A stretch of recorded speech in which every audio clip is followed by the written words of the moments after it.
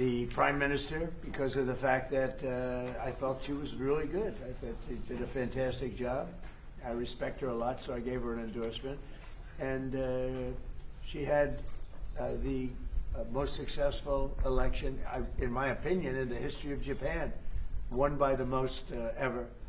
So we have a very popular, powerful woman, and she's a great woman. We have a very fine relationship, and we're going to be talking about trade and many other things. And it's an honor to have you. Thank you very much.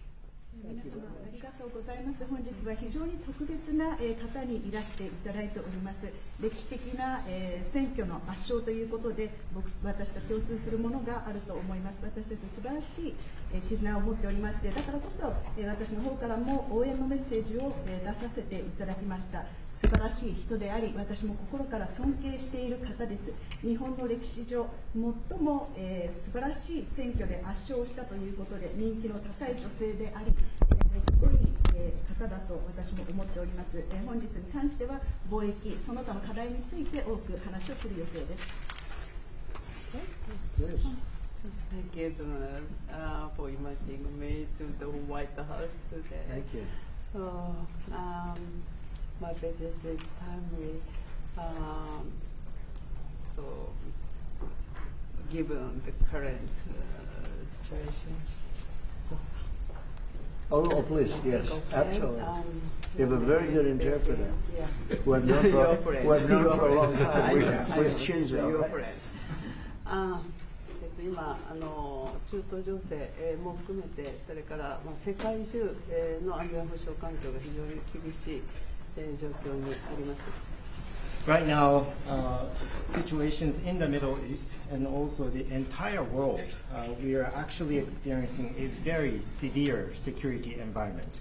そして世界経済もかなり厳しい影響を受けつつあります。And also the global economy is now about to experience a huge hit because of this development. でも私は、世界の、繁栄とそして、平和に、貢献できる、世界中に、平和と繁栄をもたらせるのはドナルドだけだと思っています。But even against that backdrop, I firmly believe that it is only you, Donald, who can achieve peace across the world. でそのために私は、諸外国に働きかけて、しっかりと応援をしたいと思っています。And to do so, I am ready to reach out to many of the partners in the international community to achieve our objective together. 今日私はそれを伝えに来ました。So today I came here at the White House to directly convey this message to you. そしてイランに関してはもう核兵器の開発、これは許されてはならないことですから日本も働きかけをしてきました。And speaking of the situation in Iran, Iran's development of nuclear weapons must never be allowed. And that is why we, Japan, have been urging them and also reaching out to other partners in the world.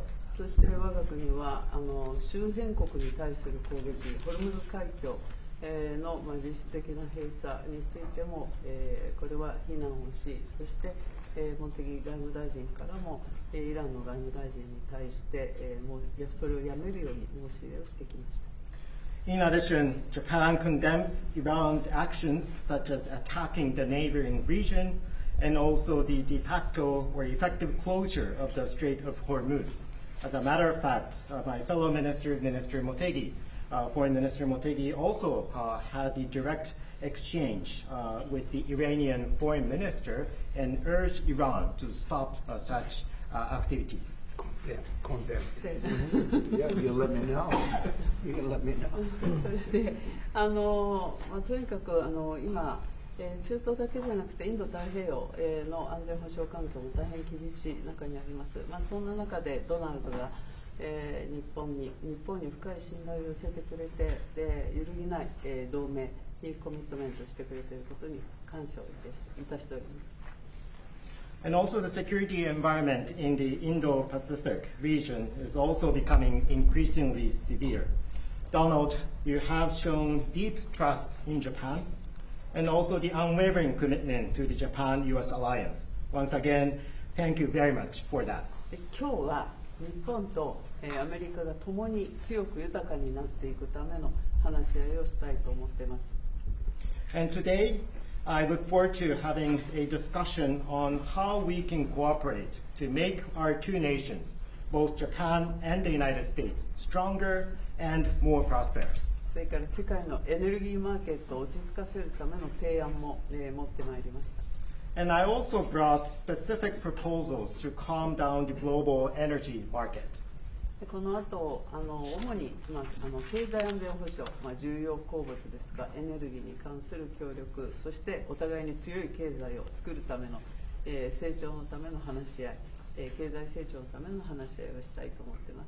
Thank you very much. So today, I really look forward to having our discussion, particularly focusing on our collaboration in economic security in the important areas such as energy and rare earth minerals. And also, I look forward to discussing with you how we can make our two economies stronger moving forward. Thank you very much. Thank you very much, and you're doing a great job. Again, congratulations on the biggest win in the history of Japan. That's not bad. That's a pretty long history. That's a large nation with a great reputation, but it's a tremendous victory. Congratulations to everybody. Very proud of you. Very proud of you. We've become friends, and I'm very proud of the job you've done. It's not easy. Any questions, please? Mr. President, are you fully satisfied with the level of support that you're getting from Japan on Iran, including around minesweepers? Well, we're going to be speaking about it today. Go ahead, you can go. 日本から、機雷艇などの支援に関して、その点について今の状況に満足していらっしゃいますか？ We're going to be speaking about it today. We've had tremendous support and relationship with Japan on everything, and I believe that based on statements that were given to us yesterday, the day before yesterday, having to do with Japan, they are really stepping up to the plate. Yes. 非常に日本からは素晴らしい支援も受けていると思います。おとといの、コメントから、日本からはそれに対して非常に力強いメッセージを得ていると私は思っています。 Unlike NATO. NATO とは全く違いますね。 Please. Mr. President, do you intend to lift sanctions on Iranian oil, and do you intend to potentially put U.S. troops or more troops in the region? No, I'm not putting troops anywhere. If I were, I certainly wouldn't tell you. But I'm not putting troops, and we will do whatever is necessary to keep the price as low. I actually thought when I did this, look, the Dow just hit 50,000 a couple of weeks ago. They said that couldn't happen for 4 years. It wouldn't happen in my term. It's such an outrageous thing because I said it would happen. I didn't know it was going to happen that fast, but it just hit 50,000, and we did that in 1 year, not 4. S&P had just hit 7,000. They said that was even more impossible than the Dow hitting 50, and we did that in 1 year. So it's all done. Everything was going great. The economy was great. Oil prices were very low. Gasoline was dropping to, we had $1.99, $1.85. We had great everything. And I saw what was happening in Iran, and I said, I hate to make this excursion, but we're going to have to do it. And I actually thought the numbers would be worse. I thought that it would go up more than it did. But we're doing this excursion, and when it's completed, we're going to have a much safer world. And the Prime Minister agrees with me on this. He considers it to be terrible what Iran did. I think every country does, just about every country does. Iran is a serious threat to the world, to the Middle East and to the world. And everybody agrees with me. I think virtually every country agrees with me on that. So I wanted to put out that fire. And I said, if we do that, oil prices will go up, the economy will go down a little bit. I thought it would be worse, much worse, actually. I thought there was a chance it could be much worse. It's not bad, and it's going to be over with pretty soon. We've obliterated their Navy. We've obliterated just about everything there is to obliterate, including leadership. Their Navy's gone, their Air Force is gone, their anti-aircraft equipment is gone. We're flying wherever we want, Pete. We have nobody even shooting at us. They have I mean, and as you know, their leadership is gone. Their leaders are gone.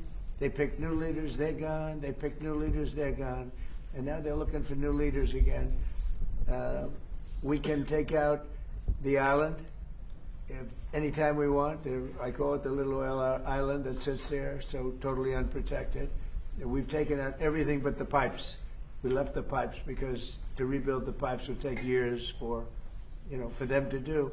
But I would say we are substantially ahead of schedule. And I had to do this. I call it an excursion. I had to take this little excursion and do something that no other president had the courage to do. And everybody wanted to do it, but they never had the courage to do it. And I don't blame them. I'm not blaming them. It was left to me, and we've done a great job. Our military is incredible. We have an incredible military. We have the strongest military in the world by far. We have the greatest equipment in the world by far. In fact, Japan buys our equipment, buys a lot of it, and we're honored by that. And that's one of the things we'll be talking. They want to buy a lot of the military equipment. So it's just an honor to have the Prime Minister. We've had a tremendous relationship. Okay. Mr. President. I think she's going to have to go first before you. Is that okay? Do you understand? It's very good, I tell you. I mean, it's so nice that we don't have to sit. No, it's very good. I haven't picked up your language, so the next time you come, I'll have your language mastered. All right, go ahead. If the war is almost over, why is the Pentagon going to ask Congress for an additional $200 billion? Well, we're asking for a lot of reasons beyond even what we're talking about in Iran. This is a very volatile world, and the military equipment, the power of some of this weaponry is unthinkable. You don't even want to know about it. Oh, you could end this thing in 2 seconds if you wanted to, but we are being very judicious. But we want to do. Don't forget, Biden gave away. I rebuilt the military my first term. Biden gave away so stupidly to Afghanistan a lot. He didn't want to move it. He was too lazy, too stupid to move it. But it was a very small amount. It was a lot, but it was very small relative to what I purchased and what I built. We want to have vast amounts of ammunition, which we have right now. We have a lot of ammunition, but it was taken down by giving so much to Ukraine. They gave so much. Biden gave $350 billion worth of cash and military equipment to Ukraine, and he didn't rebuild anything. Fortunately, we have a lot. We have a tremendous, unlimited supply of what you'd call middle and upper middle armaments and military equipment, munitions, armaments, but munitions in particular. At the high end, we have a lot, but we're preserving it. We don't really need it, but we're building. Our manufacturers of military equipment are building at a level they've never seen before. They've never done before. Pete's in charge of it with all of us, really. But Pete's been very strong on it. The general and Pete, myself, the whole group. And Raytheon is building 4 factories. Lockheed is building 5 or 6 factories, and they're building them fast. Because we had a very tough meeting with them. They were going out and buying back stock for $51 billion in one case. They spent $51 billion buying back stock. Now they're not allowed to do that.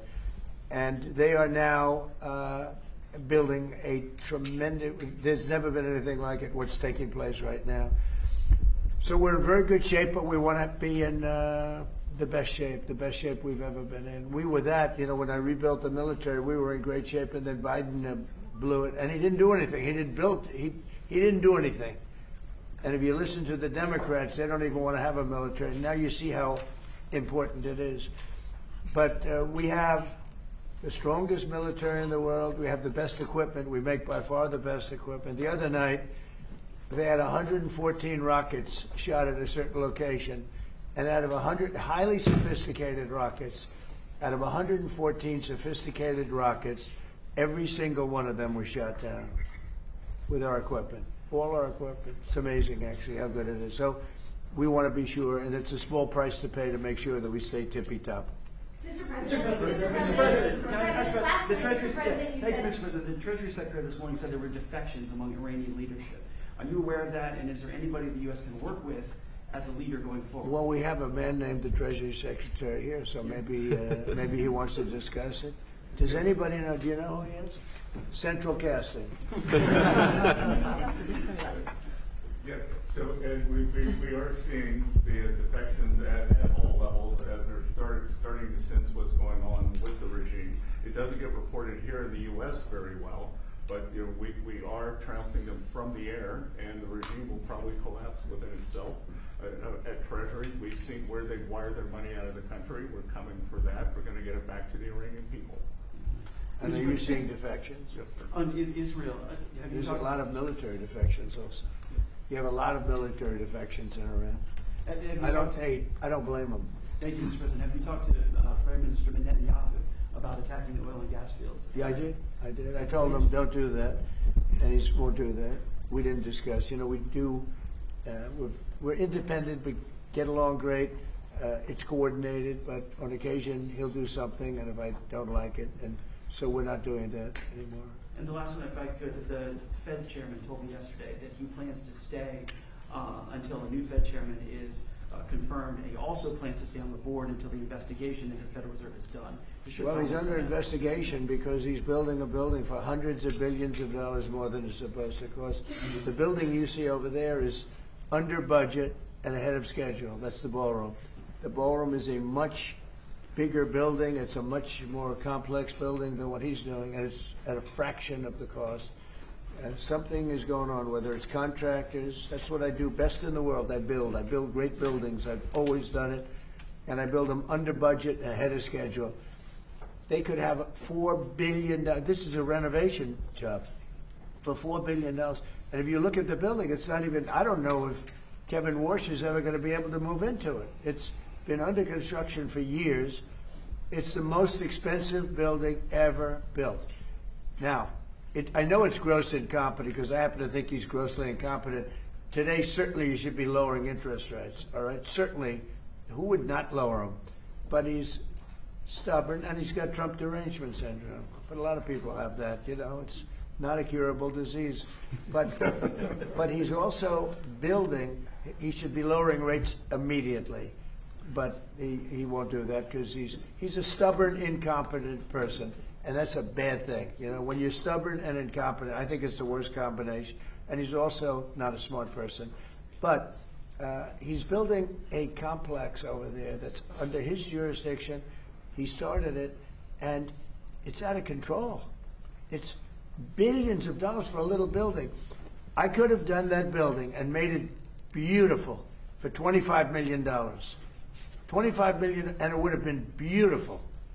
Look what I've done at the White House, fixing it up, and I mean the place was in bad shape. You see the floors and everything. It was in bad shape. I could have made that building beautiful for $25 million. They're spending $4 billion. All right, so there is criminality.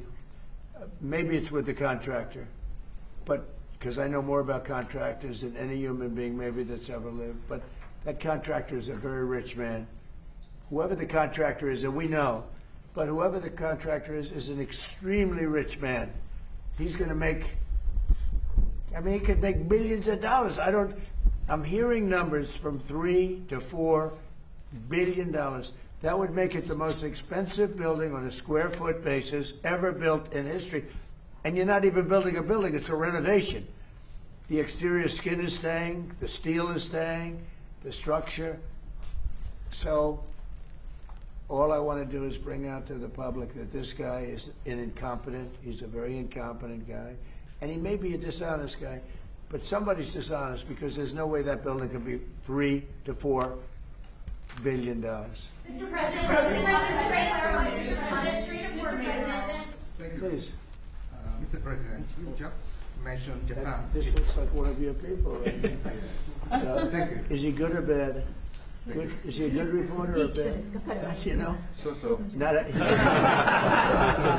all right, looks like a nice guy. Go ahead. Mr. President, you just mentioned Japan is stepping up. What kind of the support do you expect from Japan in the future? Look, I expect Japan to step up because, you know, we have that kind of relationship, and we step up for Japan. We have 45,000 soldiers in Japan. We spend a lot of money on Japan, so, and we've had that kind of a relationship. So I expect, I'm not surprised that they would step up. We don't need much. We don't need anything. I mean, honestly, we don't need anything from Japan or from anyone else, but I think it's appropriate that people step up. In the case of Japan, I hear they get more than 90% of their oil through the strait. So that's a big reason to step up. I mean, we've demolished, that country is close to demolished. The only thing is the strait. It's very hard. You could take two people and they could drop little bombs in the water and they're holding things up. We don't want that to happen. But honestly, Japan, China, Europe, parts of Europe, get a lot of their oil through the strait. We get none, practically. We're less than 1%. We don't have to be any percent. We don't even, I think we do it just to be nice. But we, think of it, we don't use the strait. We're defending the strait for everybody else. And then in the case of NATO, they don't want to help us defend the strait, and they're the ones that need it. But now they're getting much nicer because they're saying we do it, they're getting much nicer. But it's, as far as I'm concerned, it's too late. You know, UK wants to send aircraft carriers now. And I said, I want the aircraft carriers before the war. I don't want them after the war is won. They want to send me aircraft carriers after the war is. There's practically nobody to shoot at them. You know, their missile count is down, Pete. Maybe you could discuss it. By about 90-something%. The drones are way down, and the factories are being demolished. Maybe. Yes, sir. Our missiles being shot are down over 90% since the beginning. One-way attack drones down 90% since the beginning, which is a reflection of overwhelming firepower. But you mentioned the most important part, Mr. President. Their defense industrial base. If you can't make more of it in the future, then you have a limited supply. And so we're going after all of their defense contractors that make all of their exquisite weapons and ensuring that even if they wanted to rebuild more launchers or more missiles, they couldn't in the future. And that's a level of devastation for their military that they've never seen before. So we have, in literally 2 weeks, we've demolished their Navy, their Air Force. All technology is gone. All communication is gone. And all of the leaders are gone. Other than that, they're doing quite well. Okay, how about one more question for the Prime Minister? Let me pick a beautiful-looking person from Japan. A question for the Prime Minister. Go ahead. Yeah, sure. Oh, he doesn't believe he's beautiful. Oh, he's sounding shy. Go ahead, please. Of course, no, Japan and US are very good friends, but one question, why didn't you tell US allies in Europe and Asia like Japan about the war before attacking Iran? So we are very confused about we Japanese citizens. Well, one thing, you don't want to signal too much. You know, when we go in, we went in very hard, and we didn't tell anybody about it because we wanted surprise. Who knows better about surprise than Japan? Okay, why didn't you tell me about Pearl Harbor? Okay, right? You know, he's asking me. Now you believe in surprise, I think much more so than us, and we had to surprise him, and we did. And because of that surprise, we knocked out, the first 2 days, we probably knocked out 50% of what and much more than we anticipated doing. So if I go and tell everybody about it, there's no longer a surprise, right? Okay, one more for the Prime Minister. Are you going to for the Prime Minister? Yes. Go ahead, for the Prime Minister. Thank you very much. Japan's DG Press. Japan's biggest concern is China. Now they are giving us export control and very harsh terms to criticize us. So will you plan to bring out relationship between Japan and China while you are there? Yeah.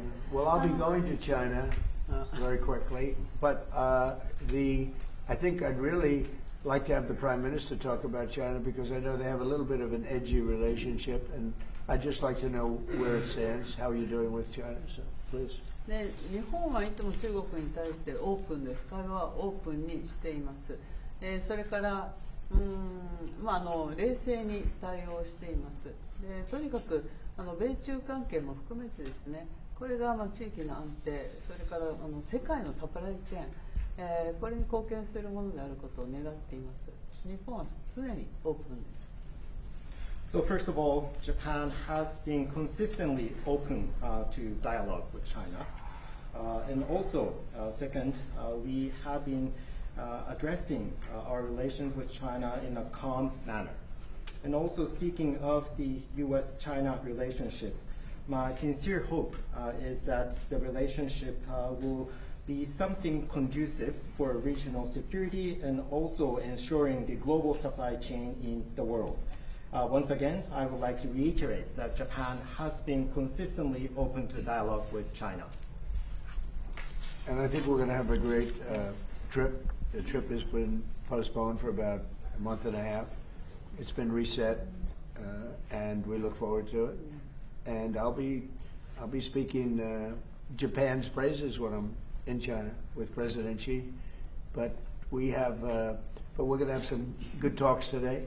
And I think mostly about trade, because they want to do a lot of trade. They're a tremendous purchaser of our energy, our oil, gas from, in particular, Alaska. Because Alaska, believe it or not, is very close. It's much closer than any other source. It seems a little cold compared to, but it's just a short trip. So that's something that we will talk after this war leaves. We'll be discussing trade, and a lot of the talk will be about energy. Thank you very much, everybody.